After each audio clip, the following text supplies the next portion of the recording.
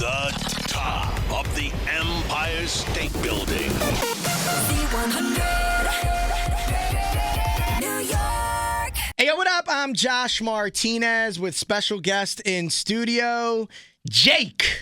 What is up, Josh? So, first, when I first saw your name a while back during COVID and TikTok, I thought it was Juke.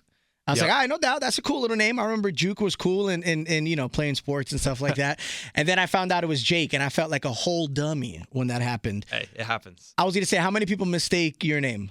Yeah, I've heard quite a few different variations. There's JVKE, Jack, somehow. But hey, I'm used to it. It's cool. Love it. Juke, anything works, but Jake. I knew the V wasn't a real V. I knew that much. Yeah. What was the kind of strategy behind labeling yourself with that V over the A? Yeah, so I blew up kind of over quarantine. I wasn't an artist yet, but I had been making music a few years before that, and everybody knew me as Jake. And so when I switched, became an artist, it was like, all right, what's something cool we could do? Everybody knew me as Jake, so we're just like, do the upside down A. It's a V. There it is.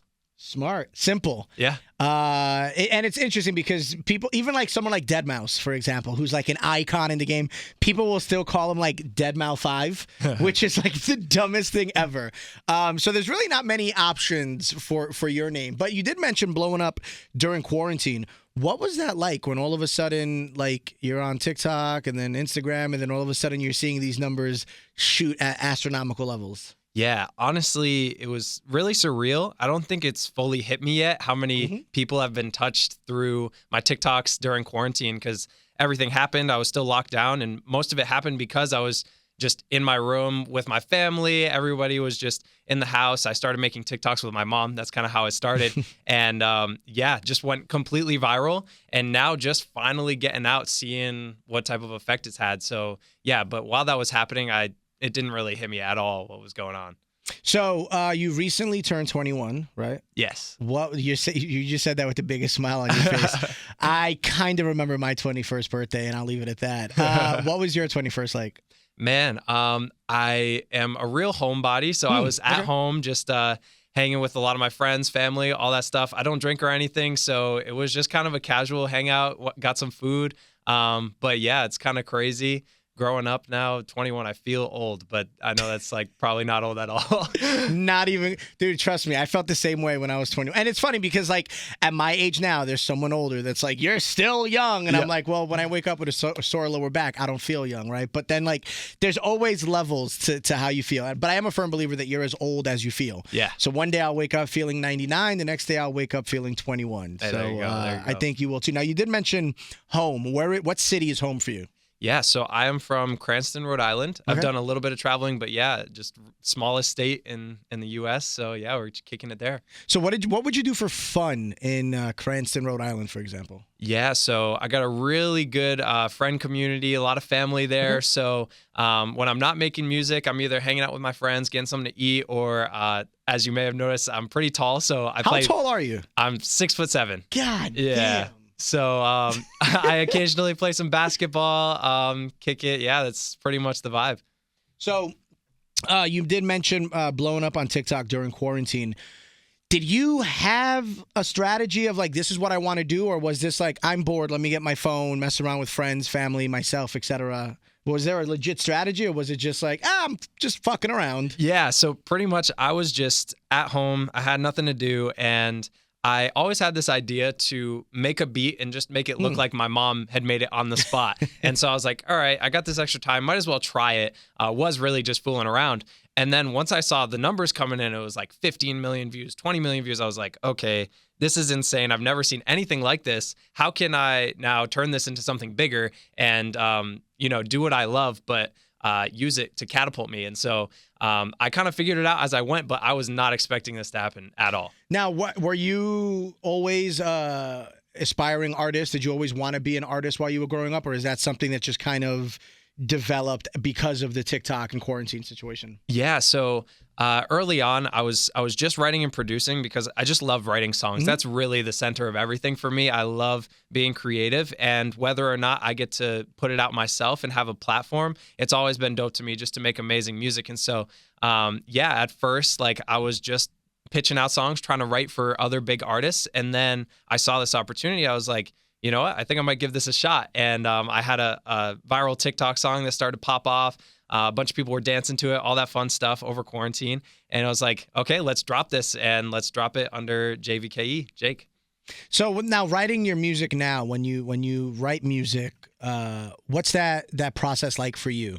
Is it something where you have an idea, so you make a note on your phone and you take off, or is it like you make it a point to sit down and go, okay, from the next 2-3 hours, I'm just going to write and focus on whatever comes to mind? What's that process like? Yeah, so over the years now, I've probably been writing songs for I've been producing for 7 years, writing songs for 6 years, and I've been slowly adjusting it. But my strategy right now has just been to nail a good lyric, start there, because the melody and the harmony, all that stuff really comes naturally to me. So it's just a matter of getting the right lyric, and then everything just kind of falls into place for me. So I spend a lot of time at the park in my car, just kind of singing melodies, coming up with different lyric ideas. But yeah, that's what really where my home comes into play is like when I'm in that vibe, I'm in my room, I'm down the street in my car, like all that sort of stuff. That's when I come up with the best ideas. So I just pulled up, I just wanted to make sure I got the numbers right. I just pulled up streaming service, over 110 million streams on This Is What Falling in Love It's crazy. feels like. When you hear something like that, and you see those numbers for yourself because they're on your phone too, or you have a cousin that randomly texts you like, bro, didn't realize you blew up.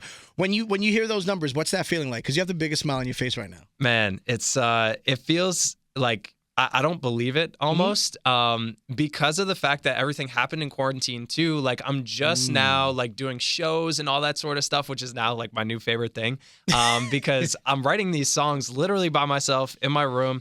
And now I'm realizing like, wow, there's people who are taking their time and listening to these over and over. And then when I go out and perform them, like I hear them singing the lyrics back to me, and it's just the most surreal experience ever. So it's amazing. It's a blessing for sure. Now, you did mention performing. You're going out on tour with Why Don't We? Let me tell you right now, as someone who's worked several different shows with Why Don't We in various cities, that fan base is rabid. They're going to be loud. But the best part about them is that they're going to listen to all your music prior to going to that show. They're going to memorize those lyrics of your songs and sing it back to you. So if you're not ready to have thousands of people sing your stuff back, get ready, because those fans are diehard, not only for Why Don't We, but for the supporting acts that are with them too. So yeah, I've only heard amazing things about that fan base, man. Like I can't wait to connect with all them. And a lot of these shows are at arenas and all that crazy stuff. So it's going to be a new thing for me, and I can't wait to go alongside Why Don't We. They're so dope. I love them. And so, yeah, I'm hyped. Have you worked with the boys of Why Don't We, or has it been just kind of Zooms and talking just to get ready for the tour? Yeah, it's just been casual, like through DMs. But yeah, I'm sure when we're on the road and all that stuff, like I'm going to be in my creative zone. I'm going to try like any free time I have. I want to make new music. I've been super inspired lately. So hopefully I'll make something with them. That's dope. Now, when you get an idea, whether so right now you're in New York City, if you're randomly getting sushi and you come up with an idea for a song or maybe a melody, how do you save that? Is it a voice memo? Is it a note? What's that for you? Yeah, so I got two spots. One of them is notes. I have an entire thing. It takes a while to scroll to the bottom, but just of all different lyric ideas. But if I have a melody idea, then I go right to voice memos. That's it. Those are my two spots. And anytime that I'm in the studio, I feel uninspired, I'll just go through there and something will just strike. So what would you say is your... We all get writer's block. We all get a creative block. What would you say is your way to kind of break through that? Is it as simple as I'm going to find other stuff on my phone, or do you just walk away completely? Yeah, there's a few things I've done to break through writer's block. One of them being just getting re-inspired by new music, just listening to a bunch of different stuff. Just finding something that I'm excited about, like, yo, I love this song. It just makes me want to make more music. But sometimes it's just kind of a being in your head sort of thing where you just got to be like, all right, I got to write this song, get it out of my system, even if it's terrible. And then I see that sometimes once I do that, then more new good ideas come out. So sometimes I just got to push some bad stuff out of my system. I like that you admit that there is bad stuff, because a lot of people like to think that maybe 98% of the stuff that they put out is going to be dope. But I'm glad that you're able to admit, you know what, this isn't me right now. This isn't for me, but I'm still going to finish it because I think that shows that creativity. And I think the best way you just said it is kind of push it out. Yeah. And to me, when you said that, I almost felt like there was a pipe of creativity and it's clogged up with a bad song. Yes. And I love that you just said that because, like I said, I just kind of envisioned you basically just like pushing this thing through the pipe. So now we could get a better flow for the more positive stuff and the more exciting stuff. Yeah. Speaking of exciting, what's the most exciting thing you have planned for 2022? Man, so as of right now, obviously we got the Why Don't We tour coming up, which I cannot wait for.